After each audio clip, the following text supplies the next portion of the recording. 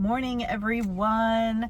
It's Shan. Please forgive me if my voice still sounds a little bit weird and if I'm coughing my head off in this video because I have been sick. It happens every year when I get ready to go on any kind of trip.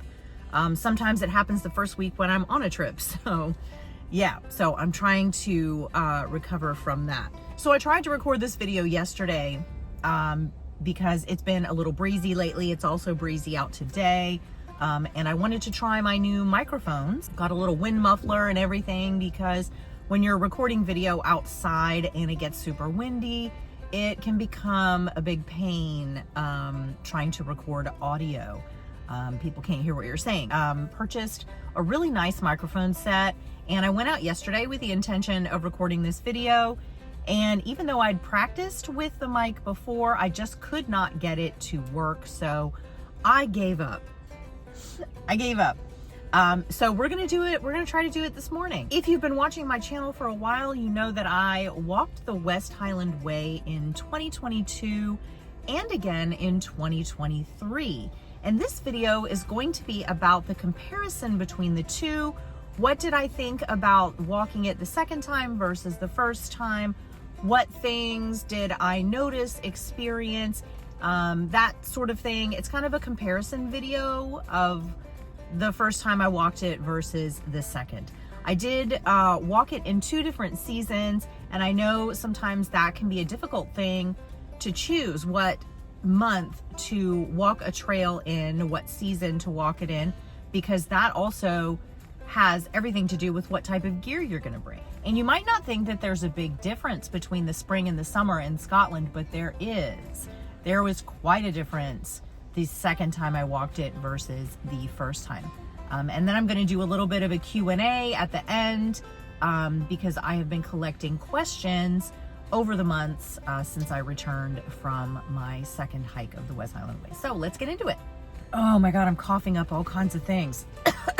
Oh, okay, let's go. The West Highland Way is a very popular walking route in Scotland. It runs about 96 miles from Mulgai in the south to Fort William in the north. It is a spectacular trail. It's one of Scotland's great trails, and there's little doubt as to how it got that designation. I think it is the most beloved trail in the country, and when I walked it in 2022, I was absolutely blown away. And now that I have walked in Scotland numerous times on quite a few trails, I can definitely say that the best way, in my opinion, to see Scotland is on foot. If you are someone who is thinking about walking the West Highland Way, hopefully this video will be helpful for you in helping you make some decisions with regard to when you want to walk it, how you want to walk it. There's many different ways that you can walk this trail. It is set up for walkers of all kinds. It's extremely popular. It is walked by about, I think I read the statistic that about 120,000 people a year walk on some piece or part of the West Highland Way. 36,000 approximately will finish the trail in its entirety each year. So that is a lot of impact on a trail. It covers so many different types of landscapes in Scotland. You get mountains, moors, beautiful hills, forests. It is absolutely stunning. It is my favorite walk that I've done in the country. You can't go wrong with it. You just can't. One of the things I get asked a lot is the moderate rating that the trail has on a lot of apps, is that accurate? I would say that it is accurate. I'm from Florida. The first time I walked the trail in 2022, I was extremely active. I was working out 6 days a week, doing a lot of cardio, doing a lot of leg work specifically to train for this trail because Florida's flat. There's nothing. We have no elevation. I'm below sea level where I'm at. So it is very flat and it's quite difficult. You have to actually put some effort into training for hills and mountains. So if you are training and if you're in relatively good fitness, then I would say the moderate rating on this trail is very accurate. If you are going from the couch to the trail, you're not training at all, I think that you will find this trail difficult if you're not used to that type of terrain. Right out of the gate on day 2, you're introduced to Conic Hill. And if you watched my video series, the first go around in 2022 when I walked it in the spring, that hill took a lot out of me. It was quite the introduction to the trail. And I thought that my fitness was really good until I climbed that hill. And someone made a comment to me in a forum that if you struggled on that hill, you might as well give up because you're not going to make it through the rest of the Highlands. And I'm very glad that I didn't listen to that person, because the rest of the trail was magnificent. Were there difficult parts to it? Yes, there are difficult parts to it, but that's part of the journey and that's part of the adventure. In 2022, the weather that I got on trail was quite different from what I got in 2023. In 2022, it was the spring in Scotland. I think it was a typical spring. Everything was very brown and orange and red. The colors were very striking. We got a lot of overcast days and a good deal of rain. And if you know anything about Scotland, you can get all seasons in one day. Freezing cold, hot, rain, no rain, sun, cloudy, like you can get it in one day, and that's absolutely true. In 2022, the predominant landscape, it was very brooding and dramatic, the landscape in the springtime. Everything is starting to thaw out and you may see a little flower here and there. The gorse bushes were beautiful. I didn't see any bluebells or anything like that. So it's not in full bloom yet, at least not when I went, but it was stunning nonetheless. It was exactly the picture that I had in my mind when I thought of Scotland, very dramatic. But there was quite a bit of weather and it was cold. There were a couple nights on that first trip where the temps got below 0 Celsius. So it was quite cold, but with the equipment that I brought, I was fine. And I do detail all of that in my videos in the description box, as well as on my lighter pack. You can see what my gear selections were for each trail that I do. And all of those links you can find down below. So a lot of people wanted to know how my 2023 experience was different from the 2022 experience. So all of those things that I just talked about, the rain, the gloominess on trail, the dramatic darker colors, the reds and the oranges on the hillside, that was vastly different from what I got when I walked at the beginning of June in 2023. Everything was green and lush. It was the typical, I think, what most people think of when they think of Scotland, very green, bluebells in bloom. Everything was beautiful.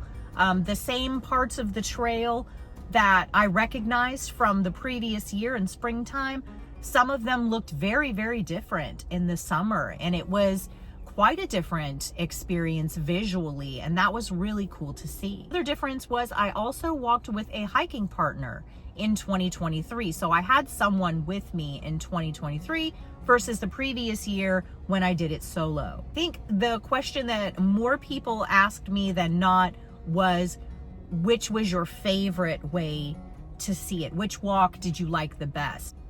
If only for the weather and the midges. And by weather, I mean temperature. It was hot in June. Yes, we got some nice breezy days. No, it was not dripping sweat, but it was quite a bit hotter than the previous year. Plus midges. Midges. Midges. They're something to consider. Midges are tiny biting flies. They're about the size of gnats and no-see-ums. If you're familiar with gnats and no-see-ums, they're very, very tiny, but they swarm you in very large groups and they bite. They bite. They will go for your mucous membrane, so your eyes, your nose, your mouth. They'll be in your hair, in your ear, everything. They will permeate anything and everything. I knew that I was going to encounter them going in May, or going in June, but I really wanted to see Scotland in the summer. I had to see it. And I will say that the midges made a huge difference. And for that reason alone, that's why I preferred going in the springtime, because the midges are not active. I had no midges at all. At least I don't remember encountering any midges in 2022. I had time to sit, enjoy my lunch on a hillside, look at a beautiful view. I took my time and relaxed and really was able to soak in the environment that I was in 2022. Had many moments sitting on a hillside or a mountain and just looking out over all the beauty, sitting in a forest and just enjoying everything around me. It was wonderful. The summertime, it was very beautiful again, but I couldn't stop and enjoy my lunch on trail, because as soon as you stop, you're not moving anymore, those midges are attacking you. If you're not into bugs and you really want to be able to enjoy the environment you're in, think long and hard about going in the summer months. I'm just saying. So let me add that we were also camping. We were camping the majority of the time. We did stay in a few hostels, and that does make a difference. If you're staying in a B&B or a hostel, which this trail is one of the most friendly trails I've ever seen for walkers of all kinds. And by that, I mean walkers that are walking to B&Bs every day, hotels, other private accommodation, Airbnbs, things like that. That might make a little bit of a difference. But if you're looking for the experience of being able to sit by a waterfall, have a little swim, sit by beautiful Loch Lomond and just take some pictures and enjoy your lunch, I was not able to do that in June. I had a head net. However, the head net that I purchased was not specifically made for midges. So guys, make sure you get a head net and make sure you get one that is specified for midges. Because if it's just a regular insect net, that netting is too big and they will get right through there, which is what happened with me. Terrain of this trail is quite challenging in that it's very rocky, and if you're not looking at your feet, you're gonna trip. You're gonna trip multiple times if you're not looking at your feet. You spend a lot of time looking at your feet. So you have to kind of make a concerted effort to stop and look around at where you are, or you will absolutely miss everything. It's also different in that there was not as much water this time around. In 2022, water was everywhere. I did not have to carry much water at all. This year, a lot of things were dry. A lot of the streams and rivers that were just overflowing the previous year in the spring it wasn't the case in 2023 when I walked in June. So check these things out before you go. Something to consider. Another thing I really enjoyed about the 2023 season in June in the summertime is I walked with a partner, and that was super fun. I walked with Barb from Barb Wander Free, and she was super fun. We have very similar outlooks on hiking. We don't mind leapfrogging each other. We're very much to each their own experience kind of thing. There was no anxiousness or anything, or we didn't feel the need to talk all the time. We meshed very well in that respect. We were very respectful of each other's hiking style. She is much faster than me. I'm a lot slower. I'm constantly stopping and filming and taking pictures, and just generally a slower hiker in general. We did very well together. It was very enjoyable, and it was nice to have somebody to talk to sometimes and to share experiences on trail with. Another thing that I'll say about the West Highland Way is no matter what time of year you do it, it is a really cool trail to do, not just because of all the different landscapes you're going to go through, but the historical journey that the trail takes you on. There are a lot of historical sites of interest along this trail. There's a lot of signs and placards And if you have a guidebook, that's going to show you even more of some little side trips and some things that you definitely want to see if you have the time. First time I did the trail, I allowed myself 10 days because I wanted to do some side trails and I wanted to be able to relax and take my time and, you know, kind of explore some of the towns that you go through. And you can definitely do it faster. I believe we did 6 or 7 days the second time around, maybe 8, I'm not sure. So it's something that can easily be done in 5 days or 10 days if you want to take your time. It is also very well waymarked. One thing I will say about the waymarking on the West Highland Way is that some of the signs can be a little misleading and look like they're pointing you in a certain direction when in fact they're actually not. There was a good example of this in my first West Highland Way series on day 2, just after leaving Drimmen and on the come up to Conic Hill. There was a little section where I actually got turned around in the woods because there were many cross trails that were crossing one another, and the sign actually looked like it was pointing to the left. So I went left for about 2.5 miles until someone messaged me about the same time I ran smack into a bunch of trees where the trail ended. And somebody messaged me on my Garmin and said, hey, you're about 2 miles off course. So keep a lookout at your maps and your guidebooks, because sometimes those signs can be a little bit misleading. There's many resupply options and options for accommodation along this trail. You can literally walk from hotel to hotel, Airbnb to Airbnb, campsite to campsite, or you can wild camp the whole thing. There are so many options. There's also baggage service, which is a super awesome thing if you're new to long distance walking, or if you just don't want to carry a big pack the whole way. They will carry your bag for you and you can walk with a small day pack or just a little fanny pack or something to carry snacks and water in just for the day. Resupply options, super plentiful. You're going to have many choices. You probably don't have to carry much of anything other than maybe some lunches and some snacks for this trail. The biggest point at which you're not going to have any place to really stop for lunch or stop for a long period of time is going to be that Rannoch Moor section. The only way out of that Rannoch Moor section is to be airlifted out of it once you start it. So from Inverarnon Hotel, after Bridge of Orchy to King's House in Glencoe, the Glencoe ski area, that whole area, once you pass the hotel, that's going to be the last accommodation and shop or anything that you're going to see for the whole of Rannoch Moor. So you definitely want to be prepared for that. You may want to have extra water. You definitely want a lunch and snacks for that one because that is a slog. It's a slog. I wanted to get into a couple questions that I have been asked about the West Highland Way and my 2 walks of this trail. Do you need to carry cash?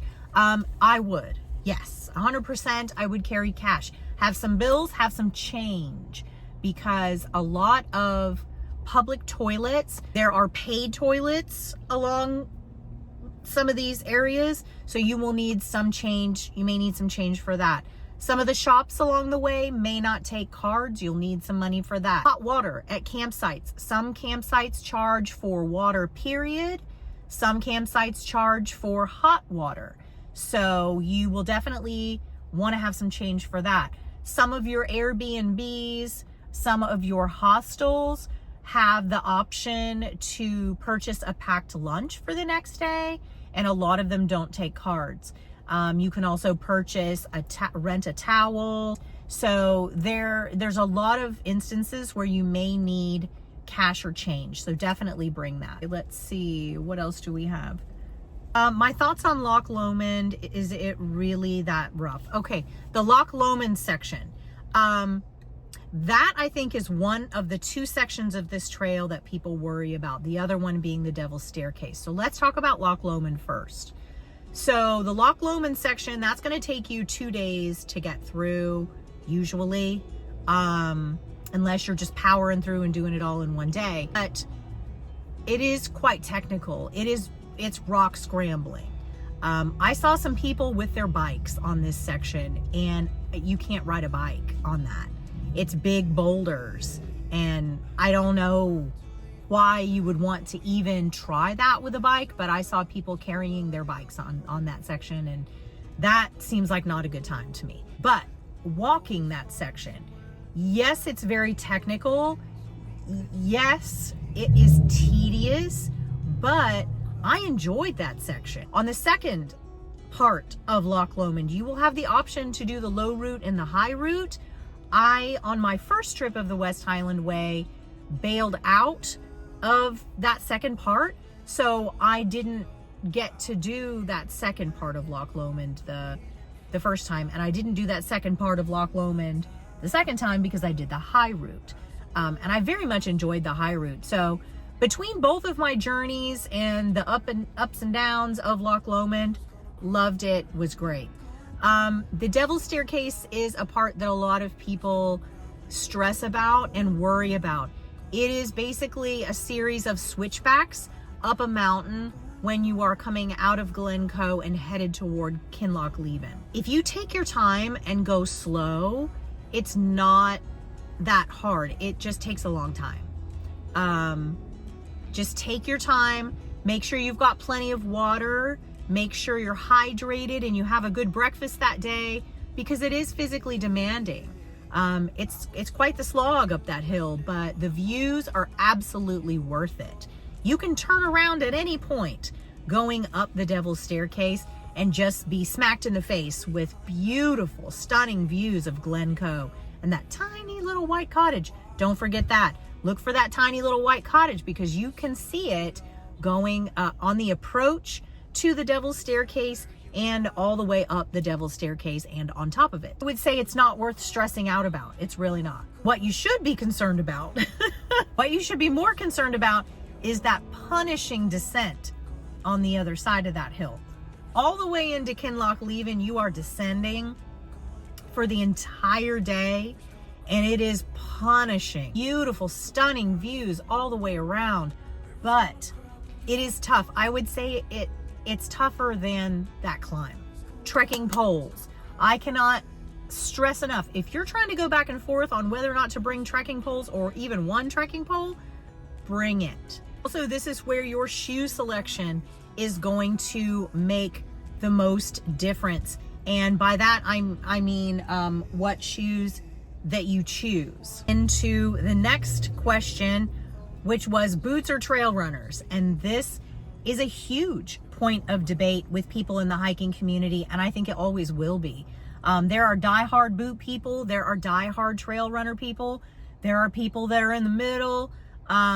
Me, for my personal preference, I'm a trail runner person. I love the versatility and the lightness. So just to kind of recap what I talked about on my first West Highland Way series, I wore some Solomon boots that I wore many times before. I had worn them a couple years and hiked in them in Florida before taking them to the West Highland Way. They tore up my feet, and I knew after day one that I was not going to be able to wear them anymore. And I ended up sending them back and finishing the trail in Ultra Trail Runners. The main thing about the boots and trail runners thing is, to me, not just the comfortability, but the ease of drying out. So a lot of people are wearing Gore-Tex boots, trying to keep their feet dry.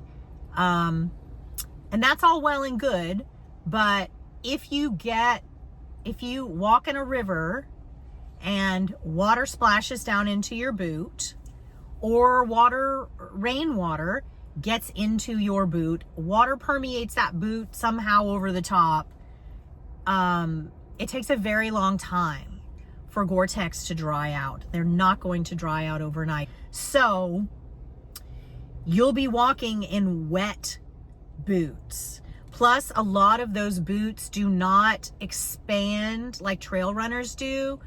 When your feet swell, and they probably will, bashing the hell out of them on these rocks in Scotland every day. So If you're someone who has hiked extensively in boots and you know that that is for you and that's the way you want to do it, that's cool. Everybody needs to do what is comfortable for them. But I'm saying these are things to consider if you are trying to make the decision and you're on the fence about it.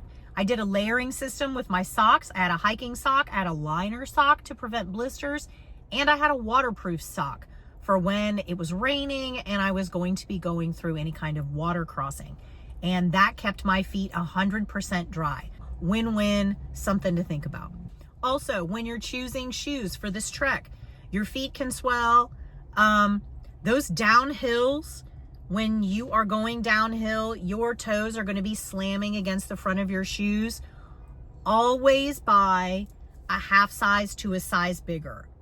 I always buy a size bigger because I'm wearing 3 pairs of socks and I want to not lose toenails. I lost some toenails on that first trip. Second trip, much better. I always go a size up because my feet swell and I do not want my toes slamming on the front of my shoes the whole way down, because there are some steep descents and you want to try to keep your toes from slamming on the front of your shoes. Practice some heel locking, lock lacing techniques that will keep your heel locked to the back of your shoe and keep your foot from sliding around in your shoe. Lace them up, bigger shoes. The next question, I think I already touched on that. My favorite season thus far, my favorite walk was springtime because much cooler out, much more comfortable, very dramatic views, and no midges. 1000% better, no midges. So springtime, 100%. Question I got because I was fully vegan at the time that I walked the West Highland Way the first time. Are there plant-based options on trail? Yes. You will be able to find plant-based options in stores, restaurants, even gas stations. I had no problem at all with plant-based options. I wasn't sure about a lot of the protein sources, like would I be able to find enough protein sources? And I did struggle with that. So I brought some dehydrated TVP, textured vegetable protein, because it is dehydrated. It's very light to carry a big bag. It just helped me top off my protein requirements for that walk. Are reservations necessary for accommodations along the way? I've known people to roll through this trail and just roll up on campsites and hostels and whatnot and be lucky enough to get a room. I think it's easier to roll up on campsites. I heard a lot of people saying you can just turn up at campsites and they won't turn walkers away. I would recommend reservations. I did stay at some hostels and some campgrounds along the way, and I made reservations each and every time just because I wanted to make sure to have a place to go to each night. So I would recommend making reservations for sure, especially if you're going to go in the summertime, which is a super, super popular time of year to go. You're going to need to make reservations well in advance. Bunkhouses and youth hostels, are they good options? So yes, bunkhouses and hostels are very good options. I was so pleasantly surprised by how clean, how inexpensive, how wonderful the experience was staying in bunkhouses and hostels. It's not just for the youth. Surprise! Some of them are even geared toward families. So I loved it. I had a great time. You can stay very inexpensively. Some of them have, most of them have female dorms, male dorms, and then like a mixed dorm. Never had an issue and everything was great. So all of my experiences with bunkhouses and youth hostels have been really positive. What is the best part of the walk? The best part of this walk for me was the beauty and the solitude. So let me preface that by saying that if you go in certain times of the year, like the summertime, you're not going to be 100% alone. So if you're a little iffy about doing this hike solo, I don't think you need to be. There were always people about. Everybody was very cool. Like, it was just a really good experience. The forests there are so quiet. When you're on top of those hilltops and there's no wind and it's just silence up there. It just beautiful. It was a very spiritual experience for me, especially that first time around. Do you need to train for this walk? I would. That's just me.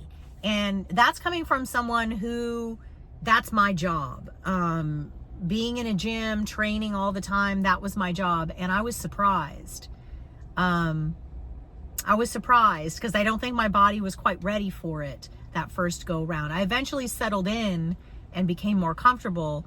But yeah, there are some parts on this trail that you're really going to be struggling if you don't have at least average fitness. If you are from the UK and you're used to walking those hills, I think you'll be just fine. If you're from anywhere that's got hills and mountains and you're used to hiking those, you're going to be fine.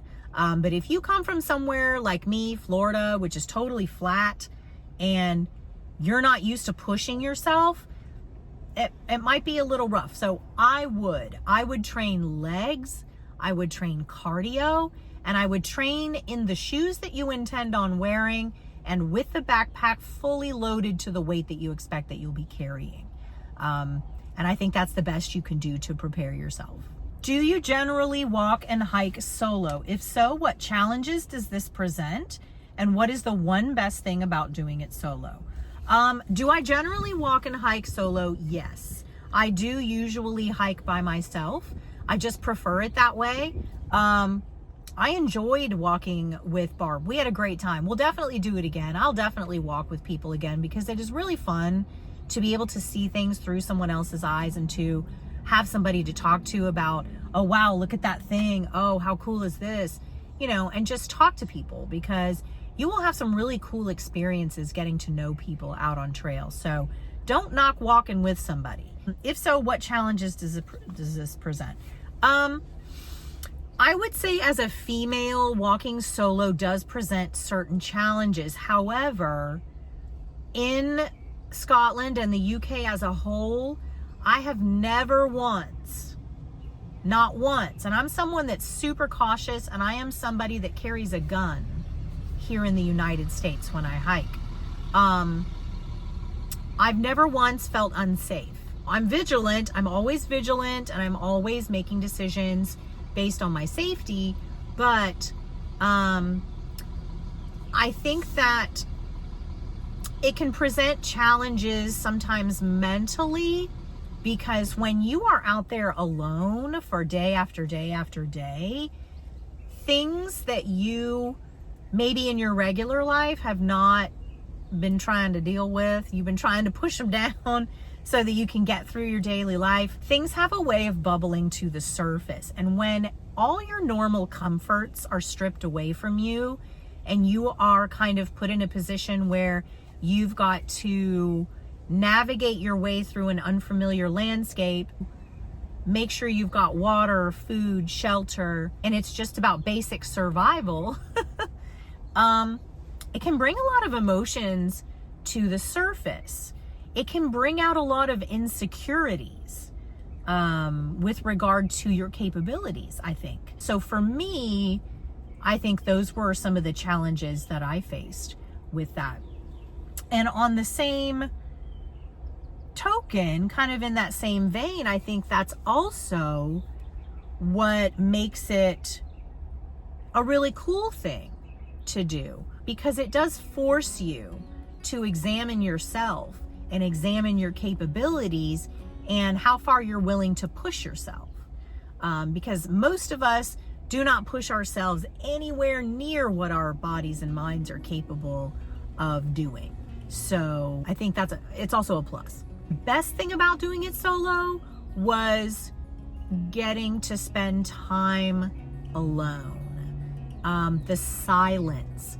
There is no silence like the silence on top of a mountain. Just utter silence. You don't get to hear that. At least I don't. In my everyday life, I live in a busy part of Florida.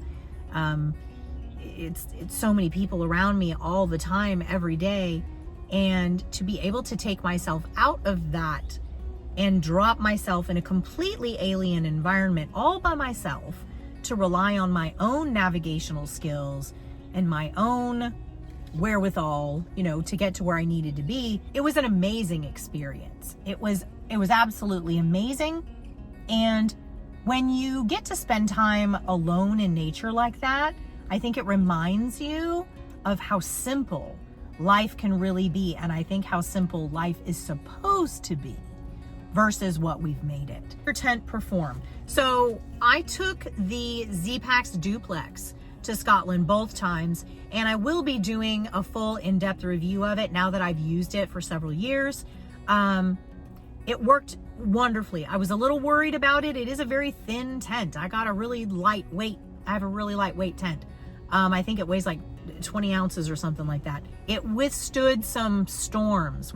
I went through some storms on that first trip, and high winds, and it performed like a champ. It did great. What is your number one non-negotiable on a hike? I think my number one non-negotiable is a sub 20 pound base weight. A light pack. I have to have a light pack. I cannot stand slogging a really heavy backpack up a hill. It just gets me. I have so many pains in my life, so many injuries and things that hurt, especially in my neck and trap region. I have some neck injuries that are decades old, and I have to keep things light or I am just miserable and I'm gonna bitch the whole time about it. So yeah, very lightweight pack. That's my non-negotiable. How unpredictable was the weather? I kept track of the weather forecast each day, but there were some storms that snuck up on me on that first trip. So I would say Scottish weather by nature is unpredictable. So keep an eye on the weather and come prepared for all seasons. You're going to want to bring a jacket because the temps, even in the summer, can drop down quite low overnight, especially if you're in Glencoe or the mountains. You're going to want some rain gear, and some layers. So I always bring those even in the summertime. The hardest part of the hike, the first versus the second time. I would say the hardest part of my first hike was the emotional breakdown that I had on day 2. And I did film some of that. So, yeah, I hit a wall on day 2 of my first hike. I got through it, I got over that hump. That was the most difficult part on my first hike. The second hike, what was the most difficult part? Oh yeah. Oh, Conic Hill also on the first go around, which is what led to that breakdown. The second time though, it was fine. It was fine. Stretch leading up to Fort William, that long slog before you get to Fort William, that was the hardest part for me about the West Highland Way the second go round. It just seemed to go on and on and on. And by the time I reached the point where I could see Ben Nevis pretty clearly and I could see the campground down below, that viewpoint that's right around the turnoff for the fort, the Pictish fort that you could go up the hill and see, that was the hardest part for me. Would you do it again? Oh, 100%. I'm gonna do it again. Is it doable with a dog? Yes. Yeah, I saw many people with dogs on this trail. I will say that my feet after doing this trail normally feel like hamburger. Like it is so many rocks slamming into your feet continuously all day. It's hard on your feet. It's hard going.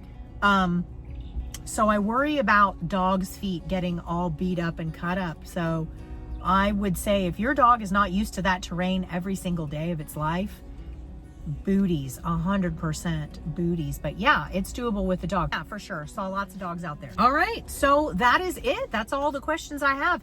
If you have a question about the West Highland Way, that I did not cover in this video, you can put it in the description box down below and I'll do my best to answer it for you. I also have another post West Highland Way video of things that I talked about after that first time that I walked it. So definitely go and check that out, as well as both of my West Highland Way series available here on YouTube. So thank you guys so much for watching, and I will see you in the next one. Bye.